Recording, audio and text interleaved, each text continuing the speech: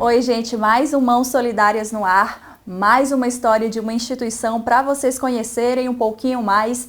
E hoje nós viemos à Vila Palmeiras, onde a gente veio conhecer a Fundação Eufratem. É um nome meio diferente, né? Mas tem um significado que a gente vai saber um pouquinho do que se trata aí, toda essa história. E quem vai conversar com a gente hoje é a Rosângela Maria, que é coordenadora pedagógica, e a Carmen Lúcia Ferreira, que faz parte das relações institucionais aqui da instituição. Rosângela e Carmen, obrigada pelo tempo de vocês. É uma instituição enorme, com muitas atividades, então obrigada por tirar esse tempinho para conversar comigo. Imagina, obrigada. Nós que agradecemos. A gente que agradece. A gente já começa com uma coisa curiosa aí. Esse Eufratem tem um significado que é meio que uma base de toda a estrutura que é aplicada aqui, na verdade. Sim, sim. Eufratem, para nós, significa conhece-te a ti mesmo. E tem tudo a ver com a nossa proposta pedagógica. É uma instituição que nasceu com o ideal de educar para a vida com autoconhecimento. E o nosso maior pilar é educar-se, educando com autoconhecimento. Então, esse é o significado. E é uma história aí que já vem de muitos anos, vocês duas já estão na instituição há muito tempo, são duas unidades, a gente hoje está na da Vila Palmeiras, mas também tem a do Jardim do Lago, tô certa? Jardim do Lago 2. Jardim do Lago 2. E hoje a gente veio conhecer a daqui, mas é uma instituição que já nasceu lá no finalzinho dos anos 70, né? Como foi um pouquinho dessa história aí? Isso, Nessa época, nessa década de 70, 80, o Brasil ele vivia uma situação bem difícil economicamente, né? E aqui em Campinas, a gente já tinha um grupo formado pelo nosso fundador, que na época era jovem ainda, tinha 19 anos, que é o Dr. Paulo Zabel de Souza Ramos. E aí, junto com alguns amigos, estudantes, ele já estava em busca do autoconhecimento, trabalhando yoga, meditação. Desde criança, ele já tinha muito isso forte nele, em observar a natureza, em aprender as referências que a natureza poderia trazer para nos educar. Se não existissem livros, como é que a gente poderia aprender? Né? E a natureza poderia ser a nossa grande professora. E aí, nesses estudos, trazendo amigos da faculdade, ele começou a entender que o trabalho voluntário era uma das formas da gente descobrir o nosso potencial, ser produtivo e ainda ser útil para levar educação e desenvolvimento humano nas comunidades. E é assim, na época, aqui onde nós estamos hoje, na Vila Palmeiras, era conhecido como Descampado. Era um bairro extremamente assim, vulnerável, não tinha nenhuma infraestrutura. Muito rural, né? Muito rural, né, Rosângela? Muita área rural. Ainda tem bastante, mas assim, sim, na época era praticamente... Até hoje, né, a gente ainda não tem asfalto aqui, ainda é um bairro bastante desprovido de infraestrutura, né? A gente escuta as crianças falarem, eu vou para Campinas, como se aqui não fosse Campinas, né? Mas é. E aí nessa época, então, esse grupo começou a vir para cá, aos sábados e fazendo uma roda, buscando as crianças na comunidade, convidando para fazer atividades onde já se praticava meditação, yoga através de rodas de reflexão, ensinava-se artesanato, violão, uma música, um desenho, uma arte e ali um pequeno grupo se transformou em 350 voluntários. E com o tempo se conseguiu como doação esse terreno, foi cedido pela Prefeitura de Campinas, né? E aí esse terreno foi construído, foi levantado primeiro uma pequena tapera de sapé, onde as pessoas faziam atividade embaixo, usávamos a casa da dona Joana, que é uma senhora que hoje já não está mais aqui na comunidade, mas a casa dela ainda existe aqui. E ali fazia-se o leite com chocolate, um pãozinho com manteiga, para que houvesse um lanchinho, para trazer esse aconchego também, e as atividades. E com o tempo, a gente, junto com a comunidade, ergueu esse primeiro prédio, que depois sediou a primeira escola dessa comunidade. Nossa, então tem uma história muito forte, uma referência muito forte aqui. Aqui tinha atendimento, nessa sala, inclusive, era feito atendimento odontológico e médico. Essas duas salas. A nossa cozinheira hoje, que vocês até vão conhecê-la, né, que é a Zezé, ela fez o pré-natal dos filhos da gravidez dela, dos 2 últimos meninos, né? Sim. Aqui na Eufrata. E muitas mães aqui da região tiveram essa oportunidade de fazer o pré-natal aqui. É uma instituição que cresceu com a comunidade também. Cresceu com a comunidade. E aí foram trazendo também melhorias, esse próprio movimento dos voluntários, na busca junto com a prefeitura de trazer um asfalto, uma escola, uma creche. Sempre a Fundação esteve envolvida nesse processo, nesse movimento. A Fundação ia sentindo o que a comunidade estava necessitando mais e ia ali adaptando suas atividades, o que poderia ser oferecido, né? E depois dessa tapera aí, lá no comecinho de Sapê, depois cresceu e vocês têm essa unidade aqui também. Foi ali aos pouquinhos também com a ajuda de voluntários, da comunidade para crescer essa estrutura que tem agora? Sim. Em 1987 a gente fundou a Fundação efetivamente, né? E aí depois começamos essas atividades aqui, então funcionava só de sábado, com atividades de educação e voluntariado. E aí a gente foi percebendo que a comunidade, as crianças ficavam muito na rua, né? Havia necessidade de um espaço educativo que abraçasse essas crianças durante a semana, com atividades de educação, autoconhecimento, trazendo a base do comportamento humano para eles. E aí a gente começou, então, a fazer parcerias também com a prefeitura, oferecendo atividades no contraturno escolar. E com o passar do tempo, em 1990, a gente conseguiu, numa campanha de venda de 1000 pizzas, comprar um terreno lá no Jardim do Lago 2, que também está dentro da mesma faixa, né, que é a região sul. A Rosângela pode falar um pouco dessa região aqui que a gente atua. E aí compramos lá e lá acabou sendo a nossa sede, né? Que hoje, depois eu posso contar um pouquinho mais, a gente vai contando aí na conversa, que é um lugar muito bonito também. Rosângela, você já pode comentar sobre essa questão da região, que a região atendida aqui por vocês, já que a Carmen citou. Então, nós atendemos tanto o Campus 1, né, onde começou tudo, e a sede que fica no Jardim do Lago 2, elas estão na região sul de Campinas, né? Esse território, ele tem mais de 60 mil habitantes, né? E nós atendemos, nesse campus, hoje nós estamos atendendo 13 bairros, né? Nós pegamos desde aqui ao redor, aqui bem próximos de nós, até lá para cima, aquele caminho indo para Indaiatuba, né? Tem muitas pessoas... É uma área de atuação muito grande. É uma área de atuação muito grande. Tem cidades que não tem 60 mil pessoas. Então, era um pouco menor, mas na pandemia nós atuamos muito forte no território, na pandemia, né? Nós ficamos aí abertos, atendendo as famílias, as necessidades, e isso se expandiu. Então, a Fundação, ela passou do Campo Belo para frente, né? Foi, né, atravessou a avenida lá, né? A rodovia.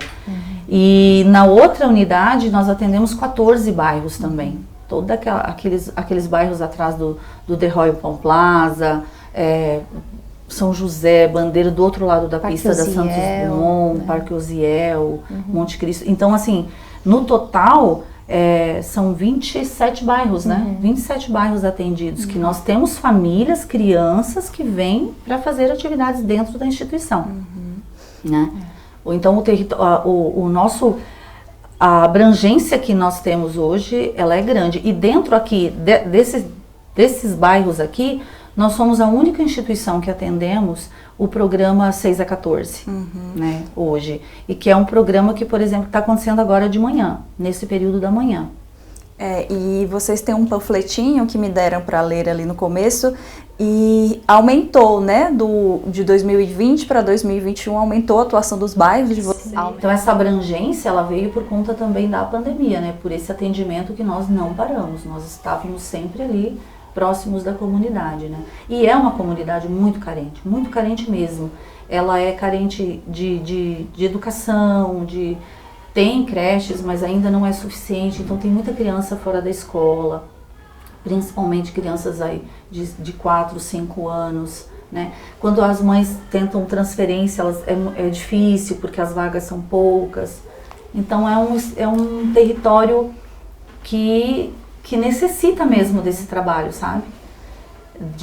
Das crianças saírem da rua para terem um lugar que é organizado, limpo, que planeja, que cuida, né, das atividades para que ele se desenvolva, né? E como a Carmen começou, né, a nossa base toda é o autoconhecimento. Então, todas as atividades aqui, elas são preparadas, planejadas para que essa criança, esse adolescente, realmente ele esteja preparado para a vida. Que ele, quando ele completar, se ele aos 18 anos quiser continuar com a gente, ele vai continuar. Se ele quiser continuar até idoso, ele vai continuar. Mas, assim, a ideia é que esse jovem, depois dos 15, 16, 17 anos, ele tome as rédeas da vida dele e diga, não, agora é por minha conta e risco, né? Agora e eu estou preparado para isso. E você comentando sobre a pandemia, vocês mantiveram as atividades? Sim. Online? Como é que você... Online. Nós mantivemos uma maior parte das nossas de 21 atividades que nós tínhamos presencial, nós conseguimos manter 18 online, né? Mas assim, esse pessoal que fazia as outras não foi atendido? Foram todos atendidos. Os educadores vinham até a instituição, né, até por uma questão de infraestrutura mesmo, e as aulas online elas eram dadas aqui. Então, acessávamos todos os alunos, e aí nós abrimos. Quem queria fazer futebol online e não fazia, pode fazer. Aí as atividades de autoconhecimento se fortaleceram. Teve teatro, teve judô online. Yoga também, yoga com histórias. Yoga com histórias. E incrível que o yoga com histórias, que é para crianças de 6 a 10, ela até então não existia na nossa grade de forma física, presencial.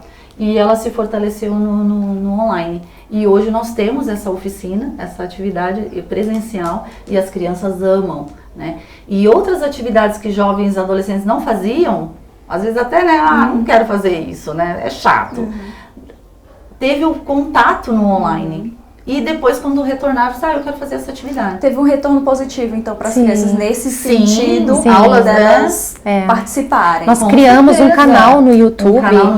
E tivemos mais de 1000 acessos nas atividades. Foram no início, bem no início, né? Todo mundo ficou um pouco perdido, né? E aí os nossos educadores, muito criativos, né? Foram acho que 66 ou 68 vídeos no YouTube, com desafios, atividades. E aí até a gente conseguir se estruturar para montar realmente uma aula online, né? No Zoom, no Meet, enfim. Mas foi bem legal, foi uma experiência diferente, mas uma experiência bacana. Criou, né? Fez com que a gente saísse também da zona de conforto, né? Que é o nosso objetivo até com as crianças aqui. Mas nós queríamos aquela coisa de estar ali, o bom dia no portão, presencial, barulho no café da manhã, no almoço. As práticas diárias de yoga e meditação juntos, né? Isso todos não juntos. tem Um abraço das crianças. Sim. O carinho. Com certeza, isso daí é uma coisa que ainda não está dando para transmitir pela internet, pela TV, de forma alguma. E nós tivemos, e é complicado numa comunidade que é mais carente, que tem dificuldade de acesso, por exemplo, à internet. E existiam as aulas online da escola. Então aquela família, nem todos tinham um celular, apenas um aparelho para 4 filhos, 5 filhos, 3 filhos fazerem aula na escola, né? As aulas online da escola. Então, é complicado isso, né? Então, alguns não conseguiam. Quando conseguiam, tentavam administrar aquilo. Mas isso foi uma barreira, inclusive, que a gente, né, uma dificuldade que a gente encontrou na pandemia, foi isso, né? E vocês tiveram por ser um território carente, se colocar ainda mais à disposição, né, dessas crianças. Em nenhum momento nós paramos. Nós telefonávamos para as famílias. A cada 15 dias, uma As vez que por não mês, tinham acesso à internet recebiam ligação nossa, um educador para conversar com as crianças, saber como é que estavam. Né, para saber se pelo menos conseguia acessar os vídeos no YouTube para fazer uma coisa diferente com a família. E agora que as atividades estão aí retornando aos poucos no mundo todo, né? Como são as atividades aqui? Quais são as atividades que vocês oferecem? A faixa etária, como é que funciona aí essa parte? Bom, acho que, né, acho que é a Rosângela, que hoje ela coordena, acho que é legal ela responder.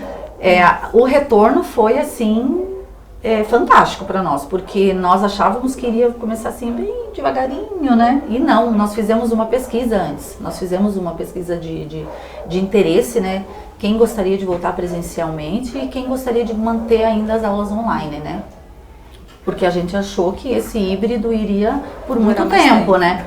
Não. Todo mundo quer voltar. 94% na pesquisa quiseram voltar presencial.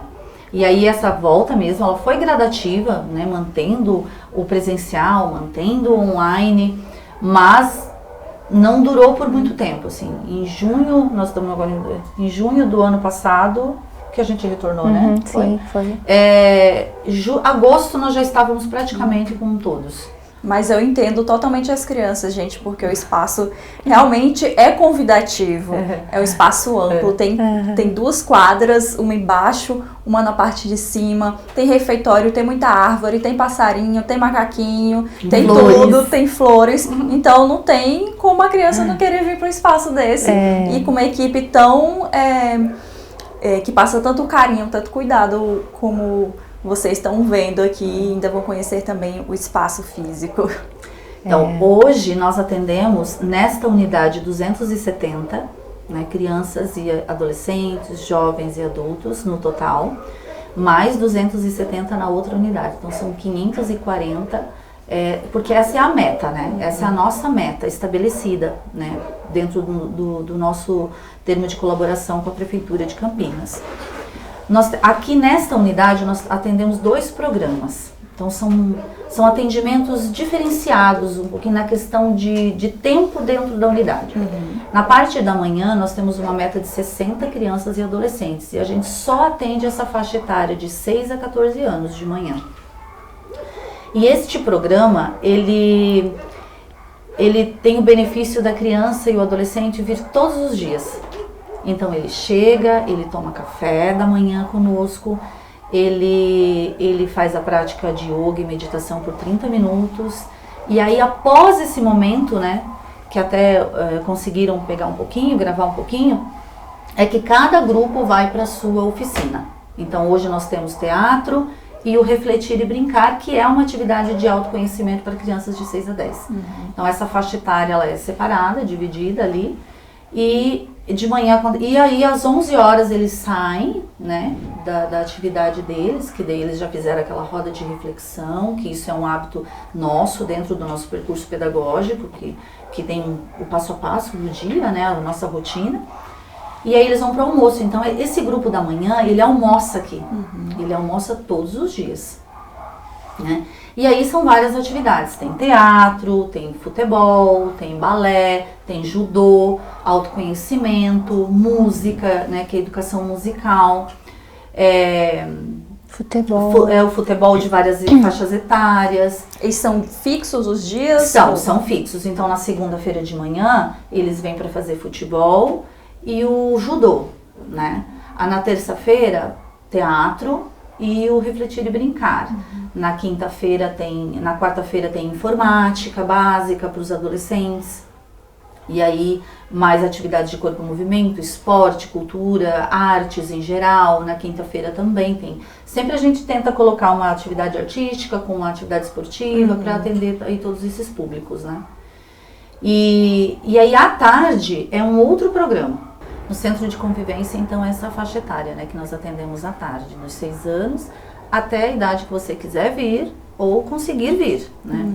E aí é oferecido também várias atividades. Os jovens, né, que é um público até bem forte nosso aqui no período da tarde, que é o de 15 até 24 anos, esses jovens são atendidos à tarde com oficinas já direcionadas para o mercado de trabalho. Então, de terça-feira à tarde eles vêm para fazer atividades de informática básica para o mundo do trabalho. Na quarta-feira eles se preparam mesmo com todos os conteúdos, mesmo noções administrativas, de marketing pessoal, comunicação, empreendedorismo, né? É um projeto bem forte, né? Há 10 anos já acontece esse projeto. E esse, no caso, são apenas alguns dias ou todos os dias também? Não, os jovens são oficinas. Sim. À tarde, eles escolhem apenas 1 ou 2 dias, né? Ele não a meta dele é maior. Então, por exemplo, no 6 a 14, a meta é só 60. Então, nós conseguimos absorver 60 crianças e adolescentes todos os dias aqui dentro. À tarde, a meta é 210. Então, nós não temos como absorver né, por conta de espaço, RH, né, para atender todo esse público.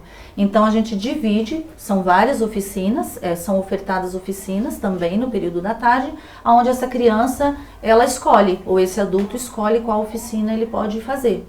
Pode vir de 2 a 3 vezes na semana. Pode vir de 2 a 3 vezes. Dependendo do interesse. Do interesse e da disponibilidade também ali, né, da questão E essa grupo. Mesma dinâmica também na unidade 2 ou não?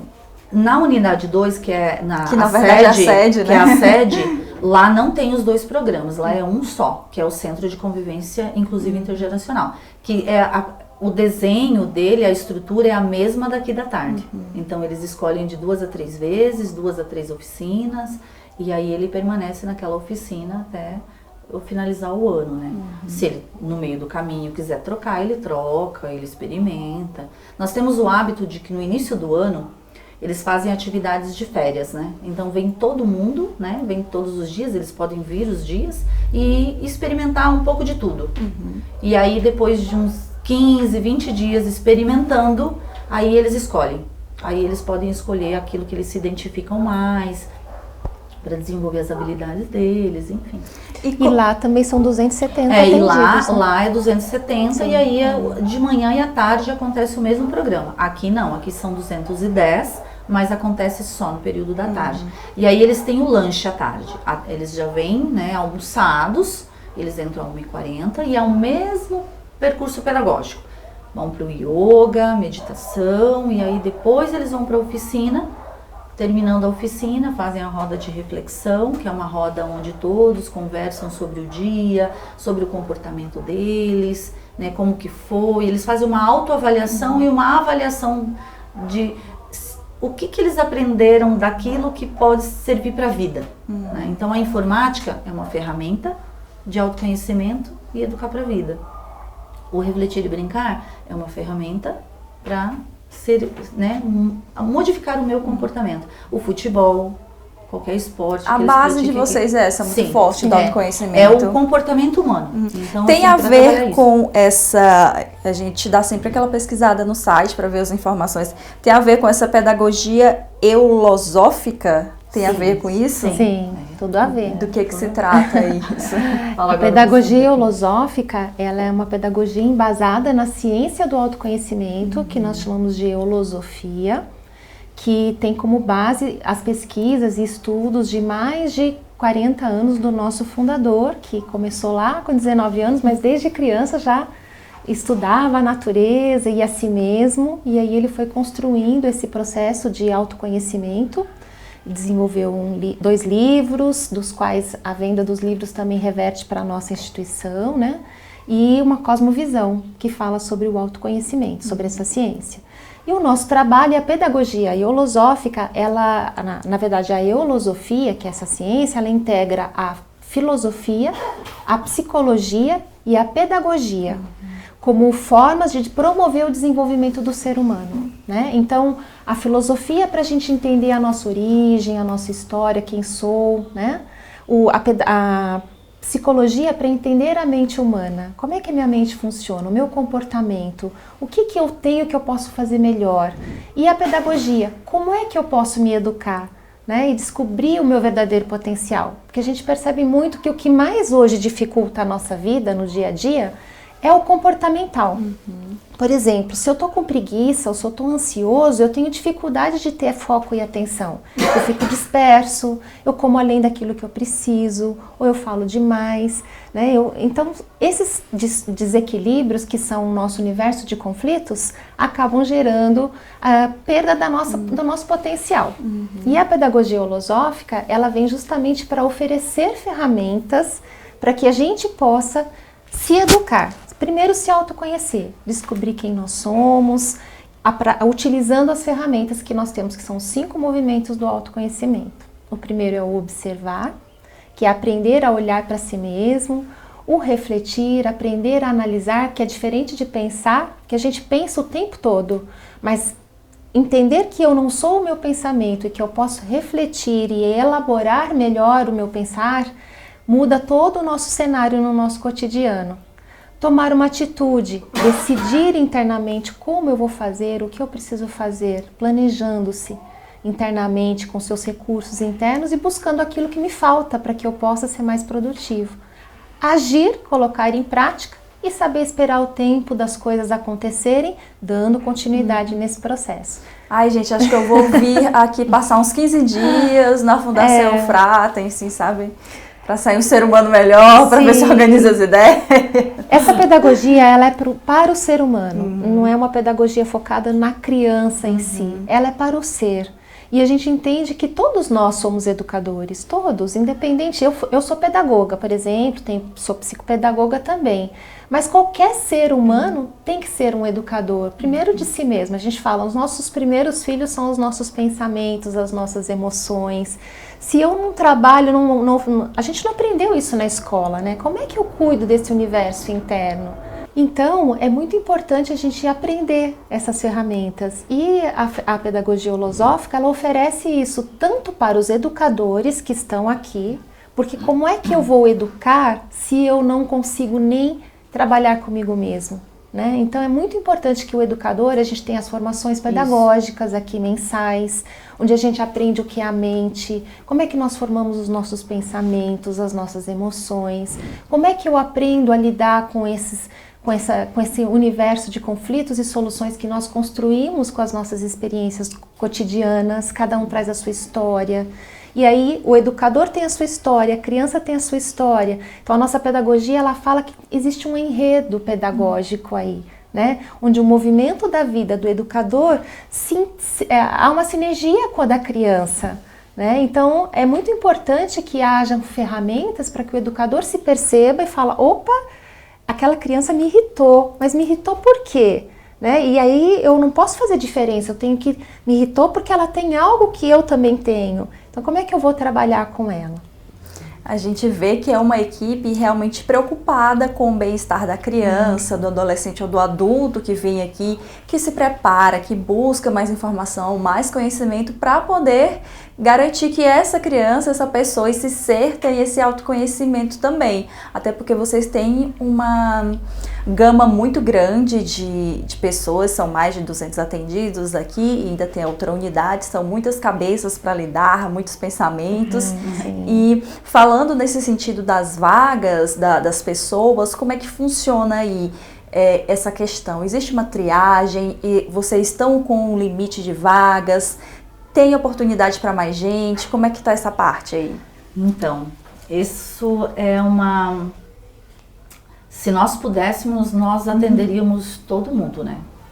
Mas hoje nós trabalhamos com uma lista de espera bem grande. Né? A procura foi muito grande também, o pós-pandemia ou durante a pandemia, né? Porque aí começaram a conhecer mais ainda, né? Outros bairros. Então, assim, a criança que queira entrar, começar a fazer atividades na Fundação Eufratem, os pais têm que nos procurar, né? Podem ligar, pode ser por telefone mesmo, deixar o nome do filho, data de nascimento, alguns dados aí importantes. E hoje nós estamos colocando na lista de espera, e aí todo ano a gente faz essa busca novamente nessa lista, né? E para tentar, sempre quando vai abrindo vaga, a gente vai chamando. Esse trabalho é feito pela assistente social, ela sempre está de olho, então abriu vaga, ela vai na lista e vê quem é o próximo, né? Existe uma triagem, mas é numa análise mais voltada para uma análise socioeconômica, né?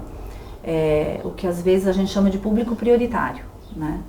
Então, pela necessidade urgente, encaminhamentos da rede, nós trabalhamos com essa comunicação com a rede de saúde, de educação, né, todos os órgãos públicos de Campinas que trabalham aí na assistência. Então, esses encaminhamentos nós atendemos. Mas é sempre, assim, a gente tenta seguir a lista de espera para que seja justo com todos, né? A não ser alguns casos que sejam realmente encaminhados, que daí nós estamos absorvendo. Mas hoje mesmo, desculpa, Dalila, hoje nós estamos acima até da meta. Né? A gente atende, 60 de manhã, nós estamos com 75, 76 matriculados. Então a gente sempre está um pouquinho ali acima da meta, justamente porque a gente acaba absorvendo mesmo esse público. E para quem ligou no Mãos Solidárias agora, pegou o programa aí já andando, hoje a gente está conhecendo um pouco da história da Fundação Eufratem aqui na Vila Palmeiras. São 2 unidades, hoje a gente veio conhecer essa, mas também tem a unidade do Jardim do Lago. Quem está conversando com a gente é a Rosângela Maria, coordenadora pedagógica, e a Carmen Lúcia, de Relações Institucionais. Nós estamos conhecendo aqui um pouco a história do local e eu queria saber, assim, a respeito de... É uma instituição grande, é um espaço físico grande, são 2 unidades. Como é que faz para manter uma estrutura dessa? Vocês têm parceiros, tem voluntário, tem como fazer doação? Como é essa parte aí? Faz dia da pizza, faz dia da panqueca? Como é que funciona essa parte? Faz muita coisa. Não só pizza e panqueca. A gente se vira com muitas coisas. Realmente são a Cidade do Autoconhecimento, que é a nossa sede, é uma cidade hoje, é uma área muito grande, né? E assim, a base de toda essa sustentabilidade, vou começar pela base, né, de tudo, são os voluntários, porque a gente tem a força do trabalho, né, de 68 pessoas hoje que estão na equipe comprometidas com esse ideal de educar, se educando com autoconhecimento, desde a gestão da instituição, que é toda voluntária, nossa diretoria executiva, conselho curador, ouvidoria, enfim, toda uma estrutura comprometida com essa gestão, com esse ideal, que está presente nos nossos movimentos, visita as unidades, acompanha e põe a mão na massa mesmo, porque tudo é construído com trabalho voluntário, desde a nossa essência, né? Então, esse pessoal está sempre presente e junto com essa equipe que põe a mão na massa e que constrói e vem construindo a nossa credibilidade, trazemos a comunidade que nos ajuda também e os nossos parceiros, né? Hoje a gente conta sim com parcerias, nós precisamos, ninguém faz nada sozinho, então juntos nós somos mais fortes e conseguimos ir mais longe. Então a gente tem apoio da Prefeitura, né, de Campinas, que é através do chamamento público, nos serviços de convivência que nós oferecemos.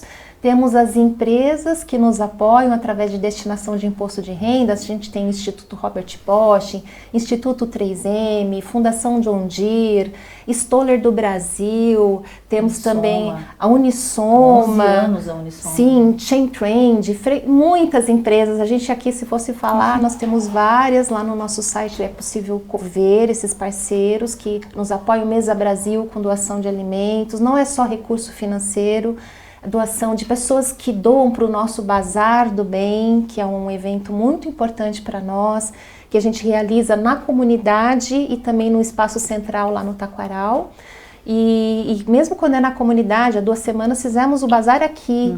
Tivemos uma arrecadação ótima, onde a comunidade veio, comprou roupas de qualidade a valores R$5, né? R$1, mas a peça vem limpa. A gente, então, a pessoa que doa, desde a pessoa que está doando, contribuindo para essa economia solidária, para essa sustentabilidade com proposta de valor, impacto social, isso faz toda a diferença. A coisa acontece mesmo. Então, pessoas que compram, né? Acabamos de fazer uma rifa que a gente abriu ontem, onde a Cantina do Fellini doou um jantar, o Royal Palm Plaza doou um café da manhã. Então, todos que fazem parte dessa grande rede nos ajudam a educar e transformar vidas, porque os custos são altos e ainda assim falta recursos, todo mês falta recurso.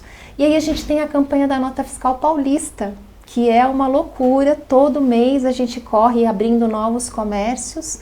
Hoje nós temos a nossa caixinha em 317 comércios, onde as pessoas compram e muita gente não sabe disso. Eu acho que você que está em casa nos assistindo, olha, você pode ajudar, você não pode ser voluntário, não tem tempo. Quando você faz a sua compra, o seu cupom fiscal sem CPF faz a diferença para nós aqui. Você pode doar ele para a gente vai colocar depois um telefone de contato, você tira uma foto do QR Code e manda para cá para nós. E a gente vai lançar isso lá no sistema da Secretaria da Fazenda, onde a gente tem um cadastro. Isso se reverte em recursos, numa parte do imposto que a gente paga sobre os produtos, faz esse imposto valer a pena, ajuda a gente a educar as nossas crianças, pôr os jovens no mundo do trabalho, né? Então, é uma forma de colaborar. E mesmo na pandemia, também não poderia deixar de dizer, né, que as empresas nos apoiaram muito, principalmente as empresas do território, né, a John Deere aqui da região.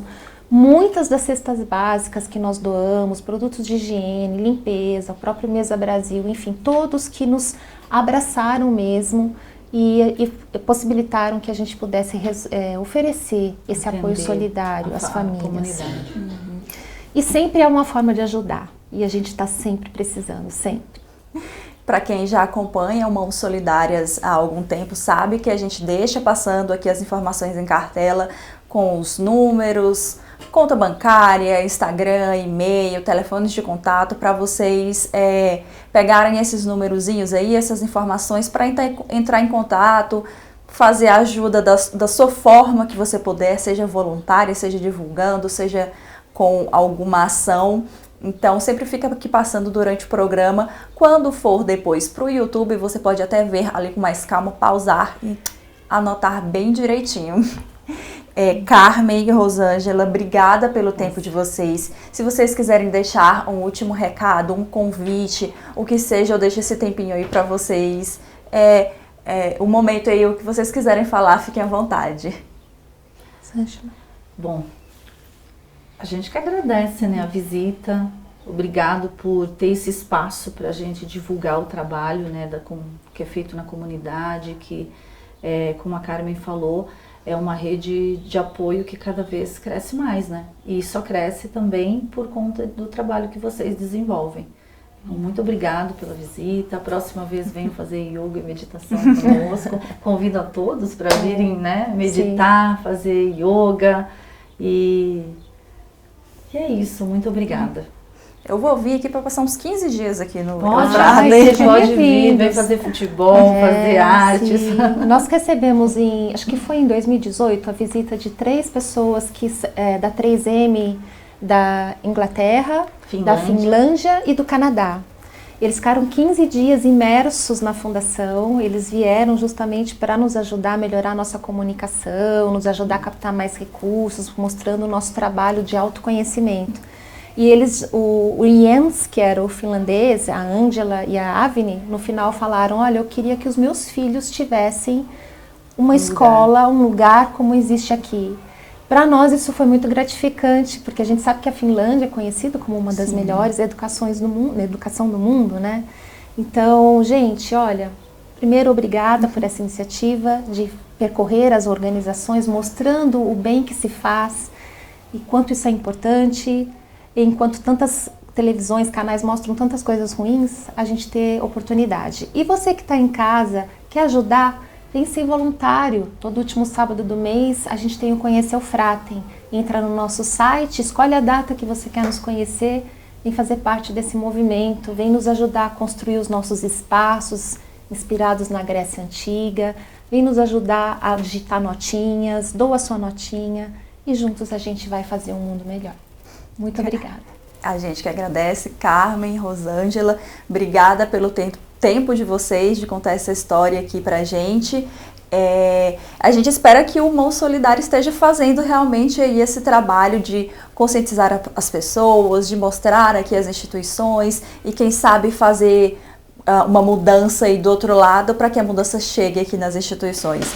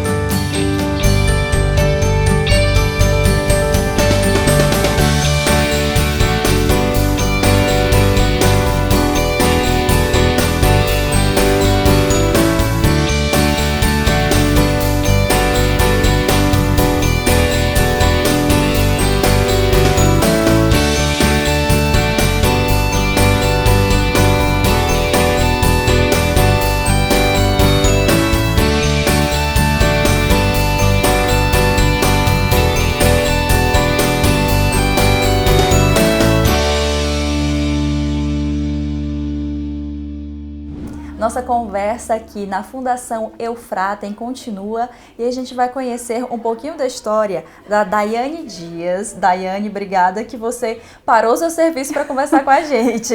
Imagina, é um prazer. A Daiane, além de ser funcionária daqui, da instituição, da fundação, ela também teve uma filha aqui por muitos anos, a Maria Eduarda, não é? Isso. E como é que começou essa história aí? Primeiro você conheceu a instituição, depois sua filha veio, depois você virou funcionária, como é essa história? Então, é através, né, dessa cuidadora dela que eu conheci a fundação. Minha filha empolgada, mãe, né, o filho da tia Cássia, leva os meninos dela para lá e eu quero frequentar lá também. Então, através dela que eu conheci aqui. E olha que eu moro aqui pertinho da fundação e não conheci o trabalho aqui. E daí tudo se iniciou. Isso, sua filha era pequenininha? Sim, ela estava com 6 anos de idade.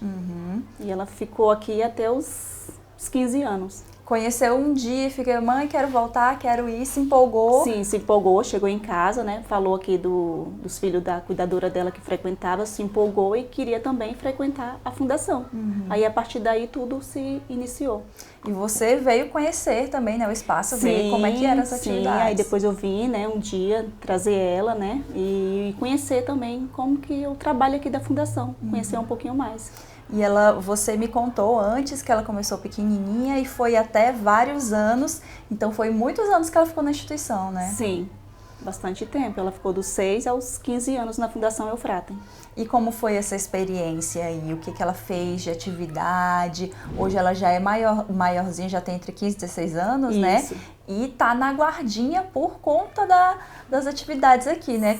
Começa aí, como foi esse começo até agora? Foi muito bom esse período que ela passou na fundação, né? Através da fundação eu vejo que hoje ela, em questão de comportamento, de ter controle das emoções, né? De, como é que se diz? Socializar. Sim, dialogar, conversar, ter calma, ter o seu tempo para as coisas. Então, eu vejo que tudo isso é através da fundação que, de alguma forma, plantou ali uma sementinha. Eu vejo que, no dia a dia para ela, isso ajuda bastante o que ela aprendeu aqui. E ela é uma criança, uma adolescente já, no caso, Sim. mais centrada por conta daqui. Sim, por conta da Fundação Eufratem. E ela começou pequenininha, quais atividades que ela fazia tanto? Ela fazia judô, né? Ela fez judô na fundação, ela fez música, dança, vôlei. Então, várias Fez tudo. Sim, atividades na fundação que, né, tá ali no momento a oferecer, a gente estava agarrando.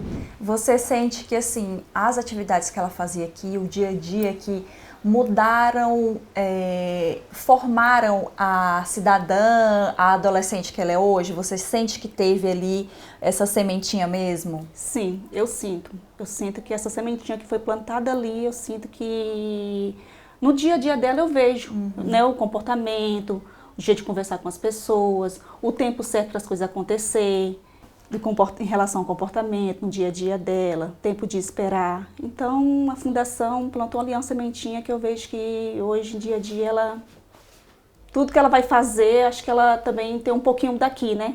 Que aprendeu aqui e ela, no dia a dia dela, ela Mudou o comportamento, Sim. né? E você me contou também que ela fez algumas atividades aqui que encaminharam para o momento que ela está na vida dela, que é guardinha. Como é que foi essa parte aí?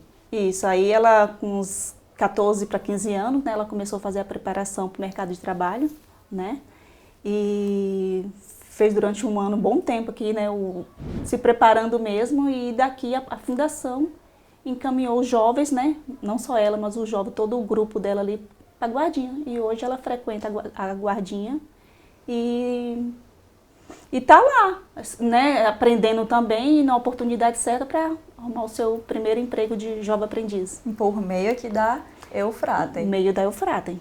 E isso falando da sua da experiência enquanto mãe, e agora você também é funcionária daqui, você trabalha nos serviços gerais da fundação. Isso.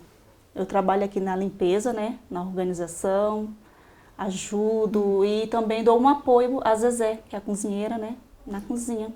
E isso foi tudo por meio aí da sua filha, que começou pequenininha, e hoje você é funcionária daqui. Isso, tudo por conta, né, da minha filha frequentar aqui. Eu acabei também conhecendo o espaço, a fundação, o trabalho deles na comunidade, né, que eu vejo que é muito importante. E através deles, hoje eu sou funcionária da Eufratem. Hoje sua filha está aí quase iniciando no mercado de trabalho, você conseguiu um emprego aí que está já mais ou menos 7 anos, que você me contou, né? Isso. E tudo aqui pelo Eufratem. Pela Eufratem. Daiane, obrigada porque você tirou esse tempinho rapidinho para conversar com a gente. Estava nervosa, mas está tudo bem. Ai, meu Deus do céu, eu que agradeço. Obrigada. A Daiane contou aqui um pouquinho da experiência dela, da filha dela, da família dela com a Fundação Eufratem.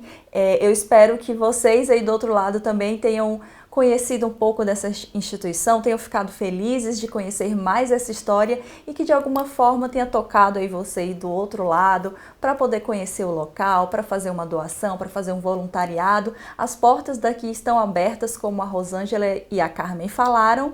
O nosso Mãos Solidárias fica por aqui. Eu convido vocês a revisitarem também os outros programas no YouTube da TV Câmara Campinas e eu espero vocês na próxima edição. Até mais!